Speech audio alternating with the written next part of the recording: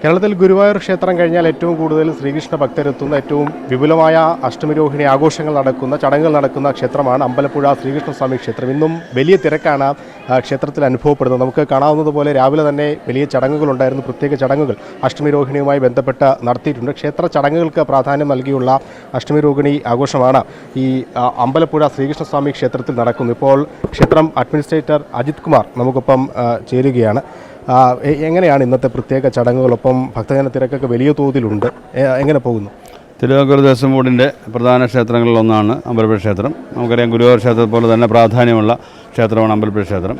അപ്പോൾ ഇന്നത്തെ കണ്ണൻ്റെ പിറന്നാൾ സിദ്ധിയായിട്ട് ബന്ധപ്പെട്ട വിപുലമായ ഒരുക്കങ്ങളാണ് നടത്തിയിരിക്കുന്നത്. ഈ മഹോത്സവം ഓരോ വർഷം കഴിയുന്നതോറും കൂടുതൽ ഭക്തജനങ്ങളെ കൊണ്ടും ആചാര പെരുമ കൊണ്ടും വളരെയേറെ പ്രശസ്തി ആർജിച്ചു വരികയാണ്. കൂടാതെ നേരത്തെ മഹാശോഭായാത്രയിലെ ക്രമീകരണങ്ങൾ എങ്ങനെയാണ്? മഹാശോഭയാത്ര നടക്കുന്നതുമായിട്ട് ബന്ധപ്പെട്ട് ബാലഗോപുരത്തിൻ്റെ നേതൃത്വത്തിലാണ് നടക്കുന്നത്. ദേവസ്വം ബോർഡുമായിട്ട് ബന്ധപ്പെട്ടല്ല, ബാലഗോപുരത്തിൻ്റെ നേതൃത്വത്തിൽ ഏതാണ്ട് ഉച്ചയ്ക്ക് വൈകുന്നേരം 4 മണിയോടുകൂടി നമ്മുടെ കച്ചേരി ജംഗ്ഷൻ എന്ന് പറയുന്ന ഹൈവേയിൽ നിന്ന് തുടങ്ങി ഏതാണ്ട് ഒരു 6 മണി 7 മണിയോടുകൂടി ക്ഷേത്രത്തിൽ സമാപിക്കുന്ന രീതിയിലാണ് അവർ ക്രമീകരിച്ചിട്ടുള്ളതാണെന്ന് അറിയിച്ചിട്ടുള്ളത്. മറ്റൊരു ഏറ്റവും പ്രത്യേകതയുള്ള കാര്യം പുതിയൊരു വാർപ്പ്, ഏറ്റവും വിശിഷ്ടമായ അമ്പലപ്പുഴ പാൽപ്പായസം നിർമ്മിക്കാൻ എത്തിയിരിക്കുകയാണ്. 1500 ലിറ്റർ നിർമ്മിക്കാൻ. എന്ന് മുതൽ അത് നമുക്ക് ഈ ഭക്തർക്ക് ആ പുതിയ വാർപ്പിൽ പായസം ലഭ്യമായി തുടങ്ങും? അമ്പലപ്പുഴ ക്ഷേത്രത്തിലെ മാത്രമല്ല ലോകപ്രശസ്തമായ ഒരു വഴിവാണ് അമ്പലപ്പുഴ പാൽപ്പായസം എന്ന് പറയുന്നത്. ഈ പാൽപ്പായസം നിർമ്മിക്കുന്ന ഒരു രീതി കൊണ്ടും ഇതിൻ്റെ നിർമ്മാണത്തിനുള്ള ചില പരിമിതികൾ കൊണ്ടും വളരെയേറെ ആൾക്കാർക്ക് ഇത് ലഭിക്കാതെ പോകുന്നൊരു സാഹചര്യമാണ് നിലവിലുള്ളത്.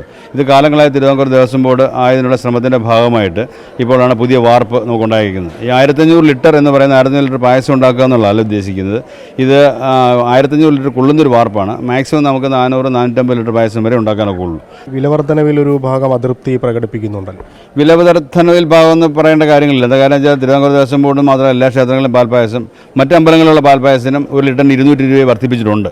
അപ്പോൾ ഈ മറ്റ് പാൽപ്പായസ നിർമ്മാണ രീതിയിൽ വ്യത്യസ്തമായ പാൽപ്പായസം എന്നുള്ള രീതിയിലും കൂടുതൽ ചിലവ് വരുന്ന നിർമ്മാണ രീതിയാണ് ഈ പാൽപ്പായസത്തിനുള്ളത്. അപ്പോൾ അതനുസരിച്ച് മാത്രമല്ല, നമ്മൾക്ക് ഇപ്പോൾ ഉള്ള ഒരു കണ്ടെയ്നർ ഈ മറ്റ് പാൽപ്പായസങ്ങൾക്ക് ആൾക്കാർ പാത്രങ്ങൾ കൊണ്ടുവന്ന് നമ്മൾ കൊടുക്കുകയാണ്. പക്ഷേ അമ്പലപ്പുഴ പാൽപ്പായസം നമ്മൾ ഒരു പ്രത്യേക രീതിയിൽ കണ്ടെയ്നറിലാണ് കൊടുക്കുന്നത്. അത് നമുക്ക് ആ കണ്ടെയ്നറിൻ്റെ വില കൂടി ചേർക്കുമ്പോൾ ഈ പൈസ ഒരു കൂടുതലല്ല. പക്ഷേ തിരുവിതാംകൂർ ദേവസ്വം ബോർഡിൻ്റെ അജണ്ടയിലുണ്ട്. ആ കാര്യങ്ങളായാലും തീരുമാനമായിട്ടില്ല. അത് ഏതായാലും മാധ്യമങ്ങൾ കൂടെ അറിയിച്ചതിന് ശേഷം മാത്രമേ വിലവർദ്ധന നടപ്പിലാക്കുകയുള്ളൂ. ലോകമെമ്പാടുമുള്ള ശ്രീകൃഷ്ണ ഭക്തർക്ക് അമ്പലപ്പുഴ ക്ഷേത്രം എന്നൊരു വികാരമാണ്. ഗുരുവായൂർ അമ്പലം പോലെ തന്നെ എന്തായാലും വലിയ തിരക്കാണ് രാവിലെ മുതൽ അമ്പലപ്പുഴ ക്ഷേത്രത്തിൽ ഉണ്ടാകുന്നത്.